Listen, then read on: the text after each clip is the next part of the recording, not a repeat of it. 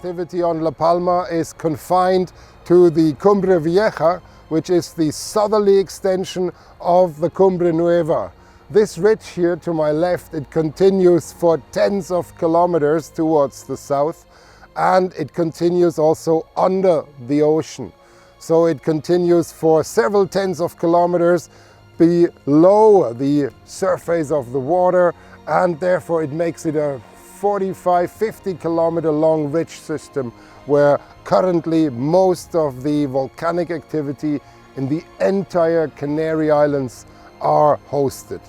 There was eruptions there in 1646, in 1677, in 1712, in 1585, and then in 1949 and 1971, and of course the Tajogaite eruption of 2021 occurred on the Cumbre Vieja ridge as well. The Cumbre Nueva and the Bejenado, as well as the Taburiente, they are now extinct. We expect no further volcanism on these older edifices.